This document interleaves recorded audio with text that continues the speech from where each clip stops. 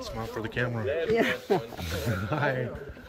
Well, we put all the stuff in the kitchen, and we're gonna go look at Ralph's old plane. Okay. Okay. And then Josiah is going to go up for a tour flight and do a flyover. Yeah. And one of Ralph's friends, one or more. Should we go get the stuff? Yes. Where we going, Jimmy? Good. How about you? It's gonna be a Brought a rough day. bottle of vodka so I can take a nip here and there just to carry myself through.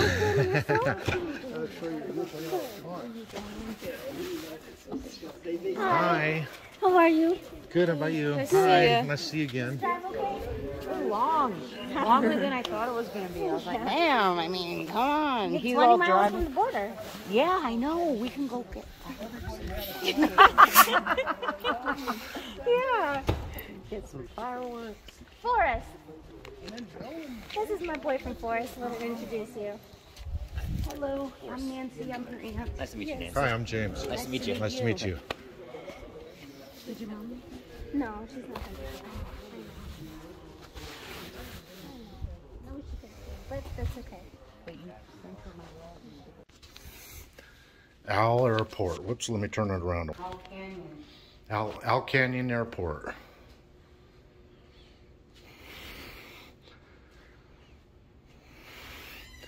Gliderport Airport.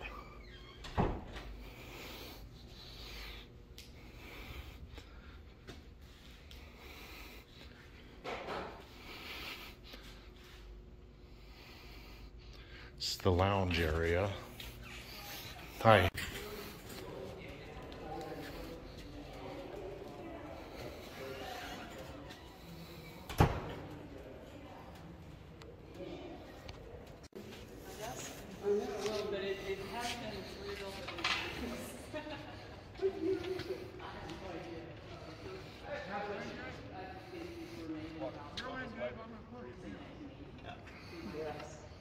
That's about right.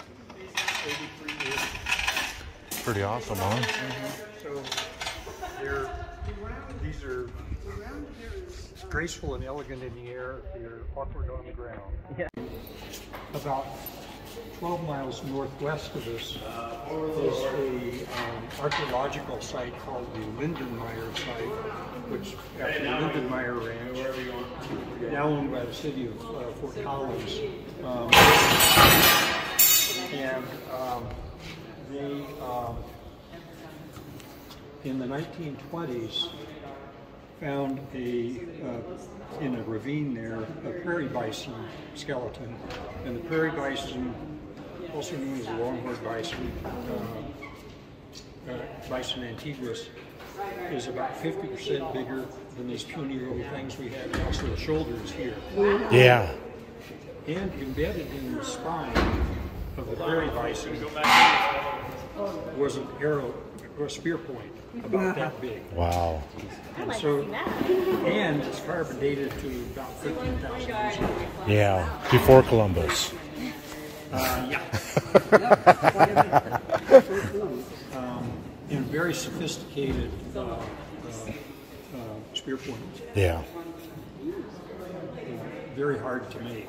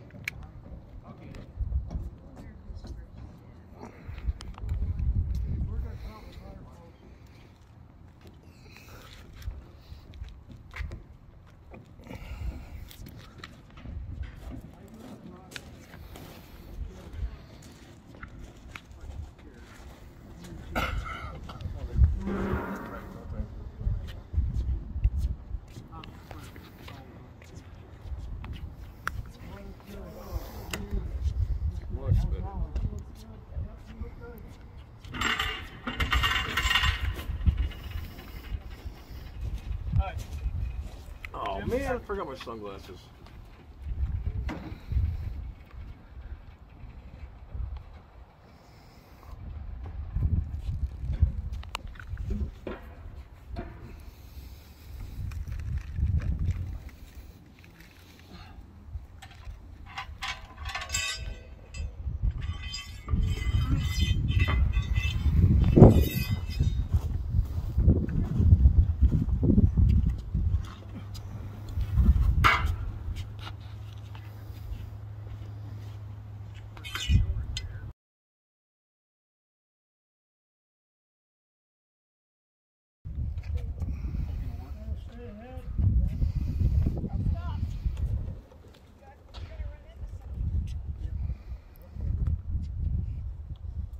Are you kind of clear there?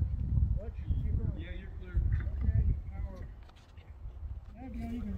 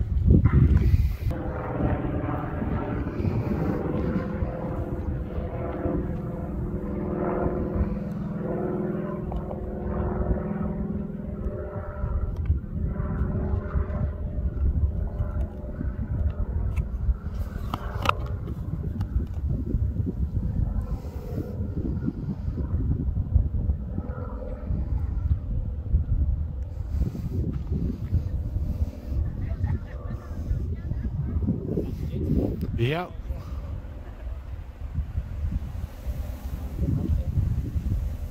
They sure are.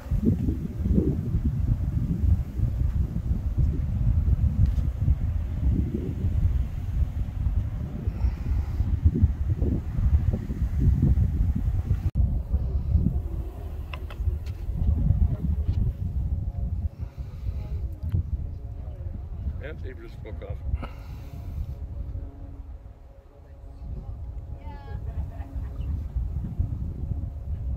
Sounds are on their own.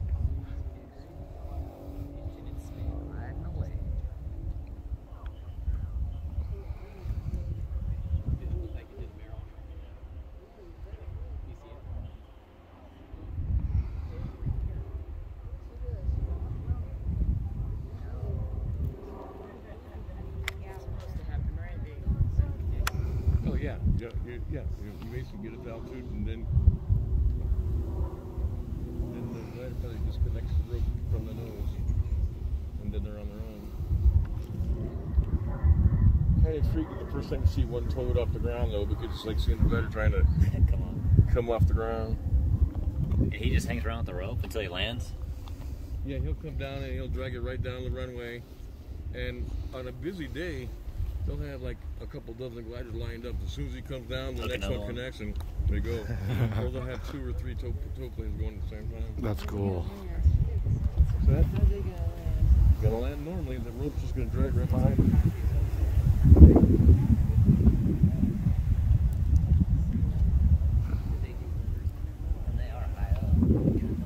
Yeah.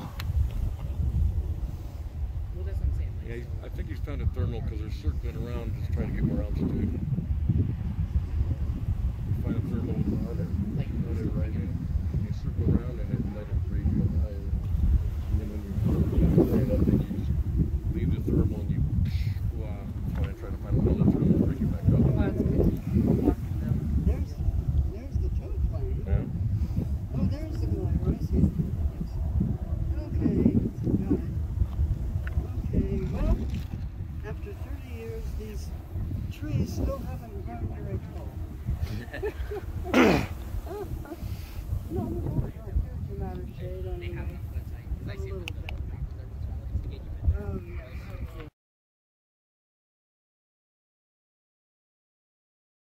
He's coming toward us. He's landing toward us. Yeah. Oh, cool. I'm so used to seeing him going the other way.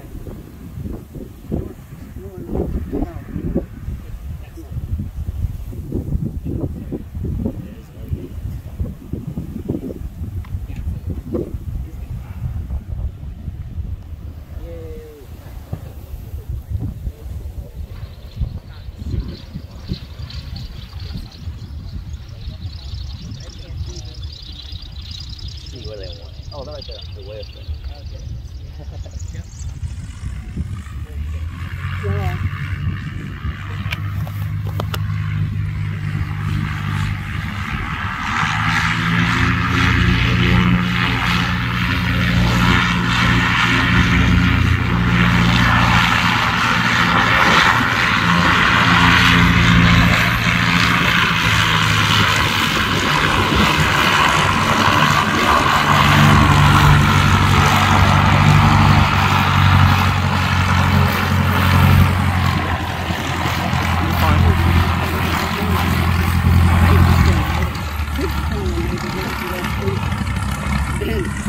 If you're desperate, it is Oh, really? but you really don't want to do that. You really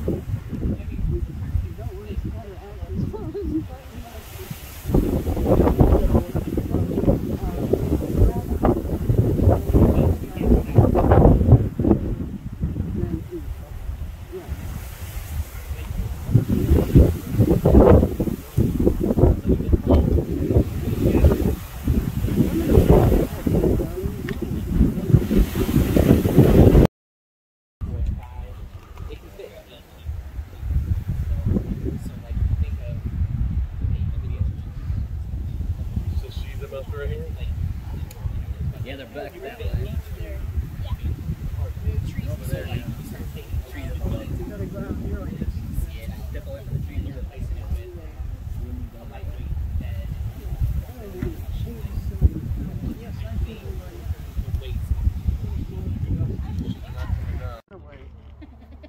Do you want to land against wind or with wind?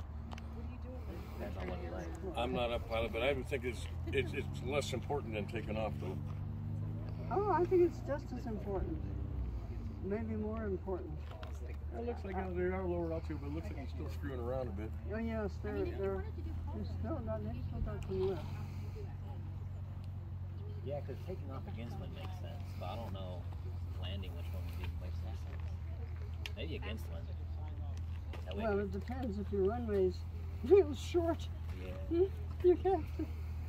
You want to take off in the wind, but if you got lots of space. Well, then too, he might not necessarily land on the runway. He might just decide to land on the field, just like the That's plane did. true. That's one thing Yeah, about he did the land airport. You can. Round two. Okay, there's an hour. We'll put the next one thinking.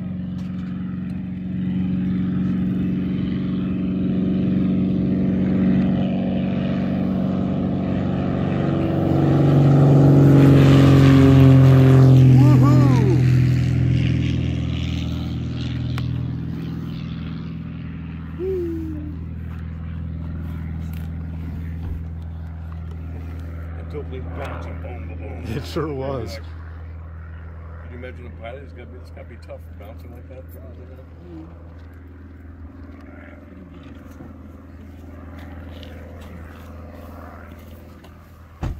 You need another drink yet? No. Ariana, you sure you?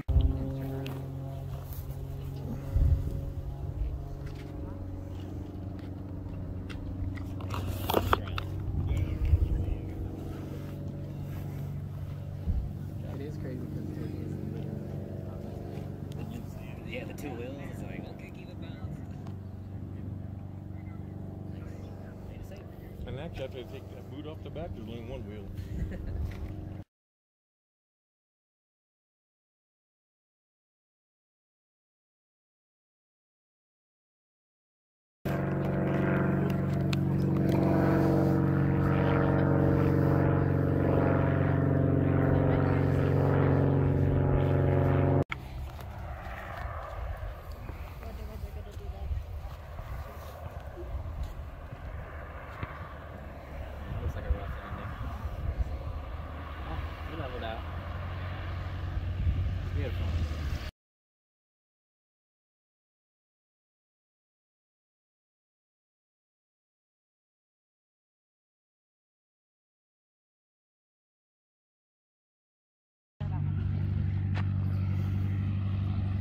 I hope I don't.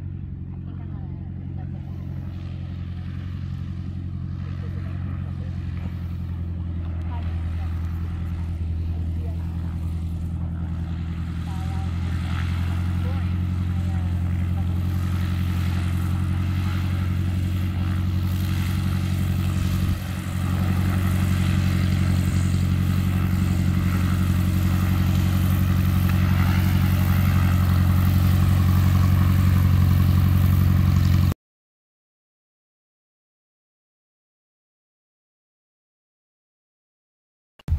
A couple times I was asked to do be his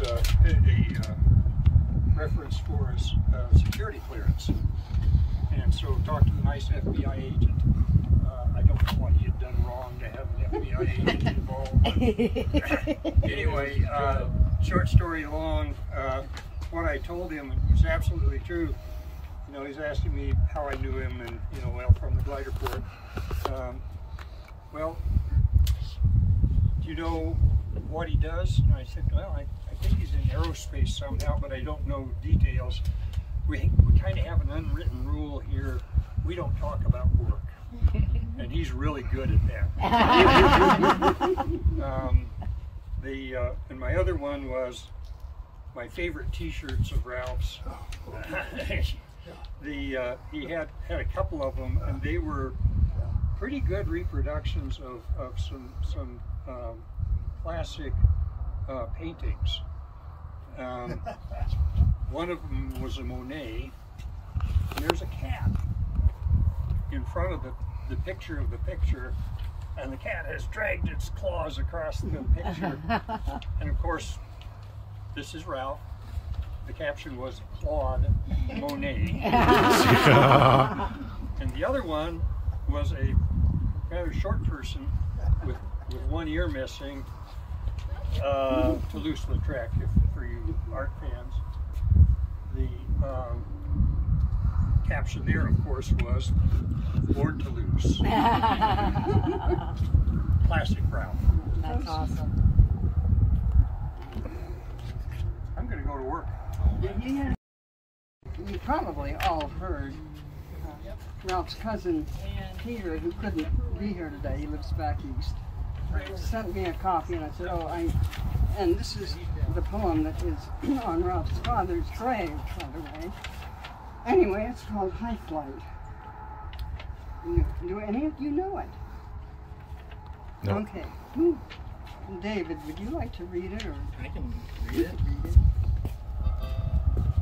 It was written by a World War II pilot who was killed in World War II, but he wrote that before. This is by John Gillespie McGee Jr. It's called High Flight. Oh, I have slipped through surely bonds of earth and danced the skies on laughter-silvered wings. Sunward I've climbed and joined the tumbling mirth of sun-split clouds and done 100 things.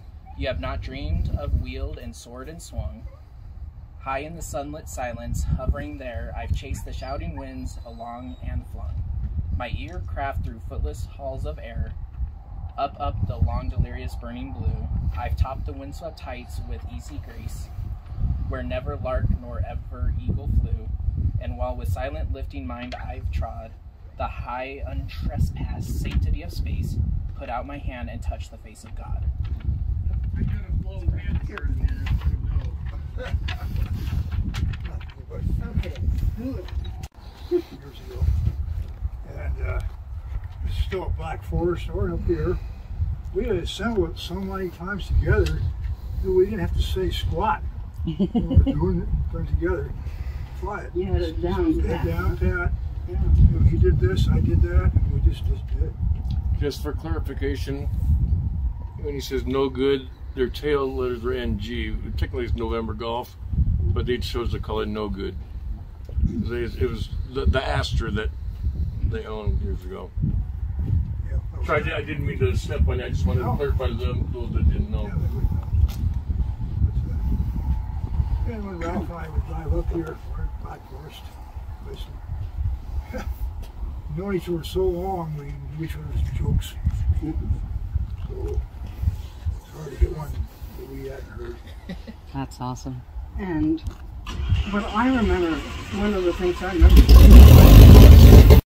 The airport one time we went up and there was not a whole lot of lift. It wasn't as good a day as today. And so we were up and trying not to just circle down and land, and no clouds popping. So I said, well, you've said that sometimes you can get lift off the highway, and there's the highway, and the highway looks pretty hot. It's true, the concrete gets hot, you get lift off it. So we did sort of an S shape back and forth across the highway, not too far from the glider port, so that we could get down in time. And we were happily doing that. And I said, geez, Ralph, there's something must have happened on the highway. I see a whole lot of cars, you know, off at the side. Well, can you see what has happened? And we were banking, going back and forth. I couldn't see any wreck. And Ralph said, actually, I think it's us.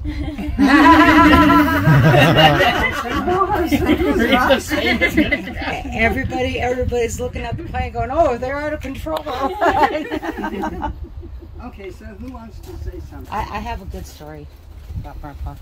So when David was very little and we were at your house, and David had managed to climb through the railing and get stuck, and he was like 2 years old, so he climbed through. He climbed through it. He got stuck, so I'm in a panic, and I'm like, Dad, come down here, hurry up! So he comes down from upstairs, and he looks at David, grabs his spear, looks at David, sits down on the step, analyzing the whole situation. And then he very calmly, I'm still panicking, he's gonna choke, you know, and he twisted David and pulled him right out. So he saved David, and it was something I always remember. Pulled him out through his body. Not by taught me when David was first born. He said, 2 things you need to know.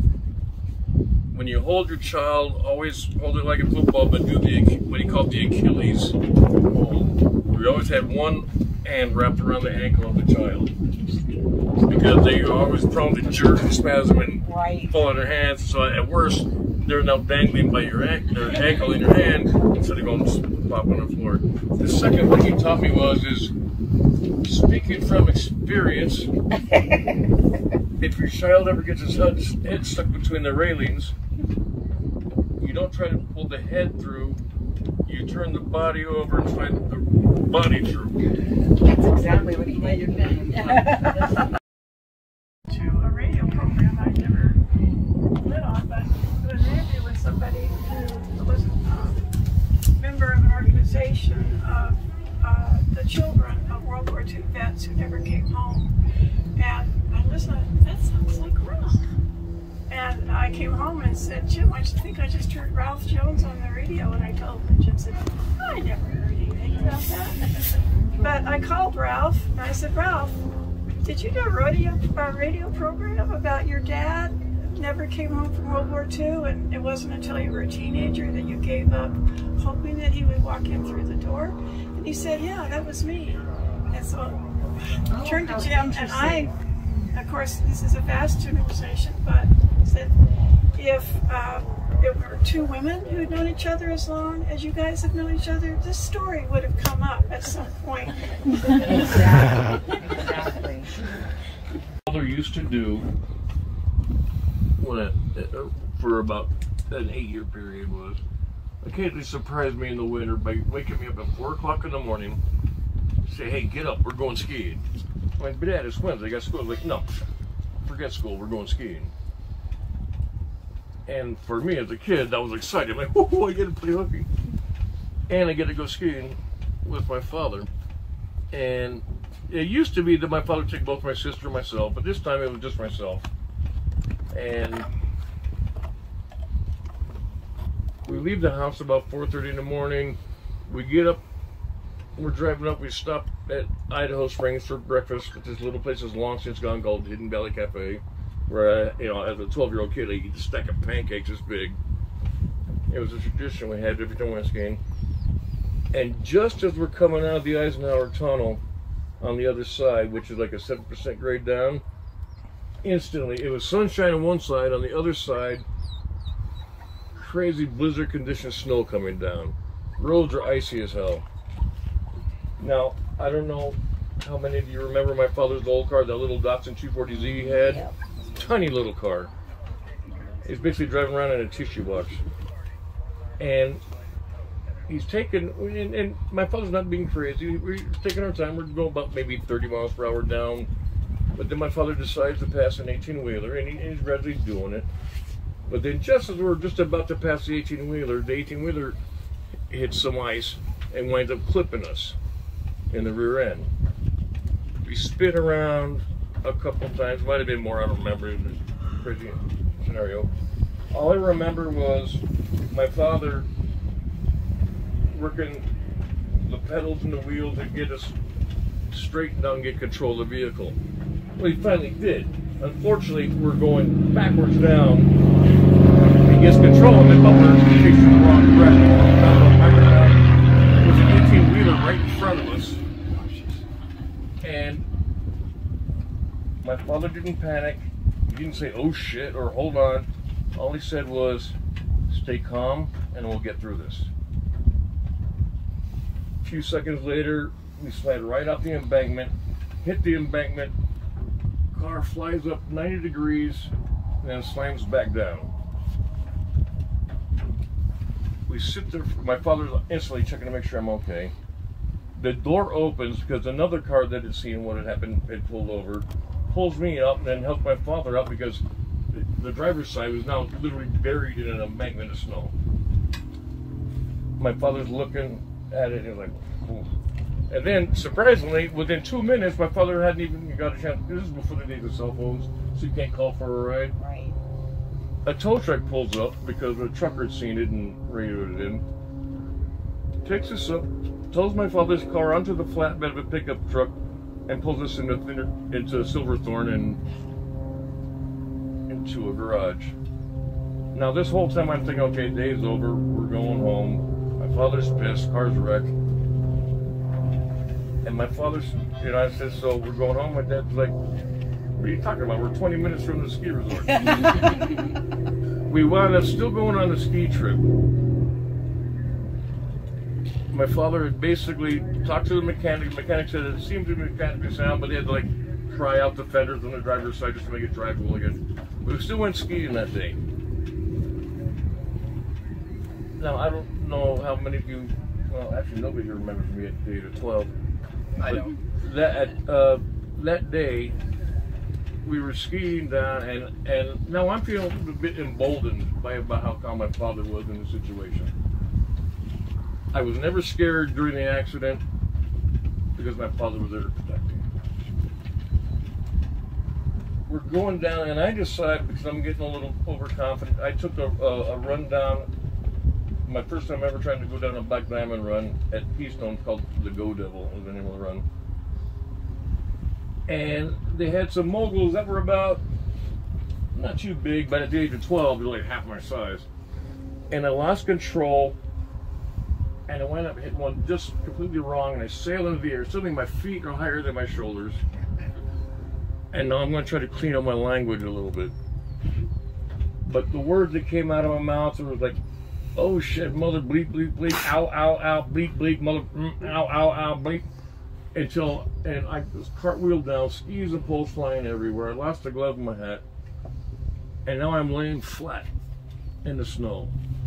And instantly I feel somebody's got their arms around me, patting me down, looking for injuries. And I'm trying to wipe the snow off my goggles, but I can't see. And then the goggles come off. The reason I couldn't wipe them off is because the snow was on the inside. And there's my father looking me right in the eye. I was not afraid during the accident. None of that terrified me. That moment, my face went pale. Because at the age of 12, in my generation, you did not cuss in front of your parents. I was terrified, ready to wet my pants. And all my father did, and some of you might know this about my father, he just crooked that little half smile he would have. I don't know if any of you recognize what I'm talking about. And he said, those are some very adult words. And I was like, oh God, I'm in trouble. He said, however, you get a pass because you use them exactly how and when they're supposed to be used. And then we skied the rest of the day. I didn't go down to St. Ron again. But that's the kind of father my father was. I always felt protected by him, but I was always terrified of disappointing him. So that's my story. I think my whole life, I kind of was like motivated. I just wanted to be like Grandpa. Like for me, there's an aura about Grandpa. I just want to be like Grandpa. Whenever I need to make a decision or I'm trying to figure something out, I think, how would Grandpa figure this out? Because he's always calm, he's always collected, very meticulous, and he can figure things out. And so, in like my world's quest to be like him, you know, you always wonder, like, is he proud of you, or how? Because Grandpa is a silent type, and so like even when I bought my house, I'm like, okay, I need my spot where I put my computer, where I have my chair, where I sit, because Grandpa had his spot, his computer chair, his area, you know. So shortly after, I guess the weekend he passed, I was up at the house trying to help sort things out, and I was the one who was blessed with the opportunity to get on the computer and try to see if I can untangle his web of life, because, you know, we weren't prepared. And so I was like, out of curiosity, I had to see like what was like the last thing he did on the internet, or like what was he looking up, what was he interested in. And so I'm going through, and his like history on his web browsing was he was looking for the latest video games, a new video card for his computer to play these video games, and he had just downloaded a couple of like the latest and greatest video games. And I started thinking, and he just like was getting ready to buy this like $1,200 video card. And I was like, Grandpa's more like me than I'm like me. Like, this is what I was looking for. Like, I bought that same thing yesterday. So it was just kind of like, oh, I think, and it was kind of a surprise, you know. He always had the video games and played the flight simulators on his computer, but it was kind of that thing where I was like, I think I'm looking at my own search history right now. So I think mission accomplished. Nice. That's awesome. I got a long time, and I dearly adored my mother, of course, who was a fantastic mother and fantastic woman, but she was a head nurse and ran a maternity ward and taught nursing in China and so on. But you can imagine what a head nurse is very practical, right? And this is then my mother-in-law, who had never had a daughter, I think would have liked to have had a daughter. And with her, we'd go to Miami at Christmas, and we'd all get money for Christmas, which is the most practical thing to get us at that age. And after Christmas, what my mother-in-law would do would be to take our Christmas money and hit all the shops and all the after-Christmas sales. And we'd hit Miracle Mile and Coral Gables and go up one side of the street and down the next, trying on all the dresses and all the shops. Sometimes we'd go back to the first shop or two we'd gone to and get the dress right on there. But my own mother was, if I went shopping, if I needed a dress, you know, we'd go to a kind of a place that would have the right kind of dresses. We'd look, we'd find one that was appropriate and buy it. And that was it. That was the approach to buying clothes. And so for the first time I kind of did a different shopping experience, to try them all on and see what looks how, and it was just a totally different experience. And so of course I miss her too, after she passed away. We have her, and she of course was a single mother for many years after Ralph's father was killed in World War II. And actually, technically, he was missing. So, technically, I could see why he would think that maybe he'd be discovered on desert island out there, having made it to it with his plane. But of course, that was unrealistic. But for many years before she remarried, she was a single mom and carried the burden of, you know, being both mother and father to Ralph. And anyway, so I should ask our glider people where would be best to scatter.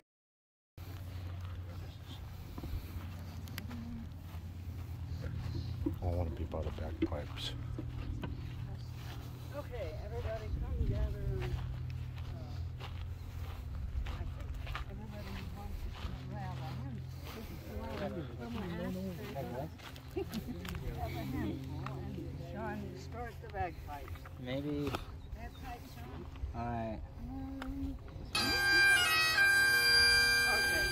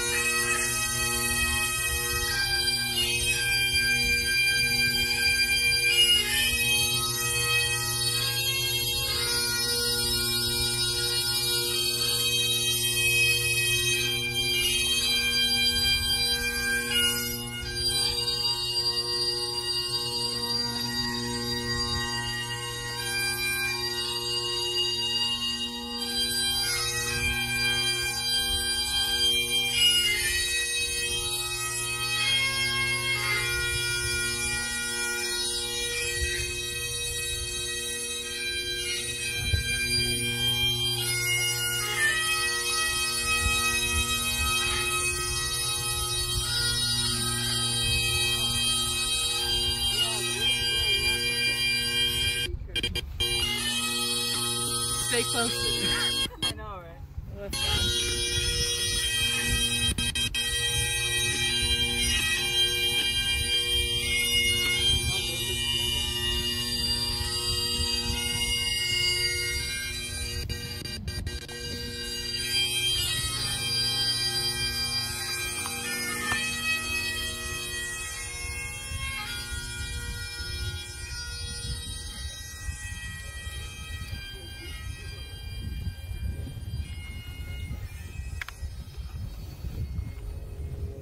Sean, what's gonna play next?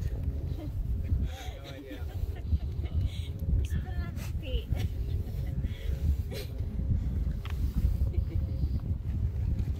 Okay, anybody else want to go do the final bit?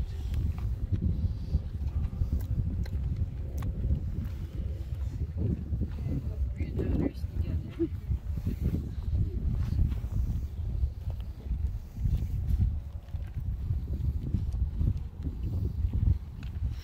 Okay, hey, why don't you want to grab one bag and then you just do the whoosh? You want to grab it? Grab me one.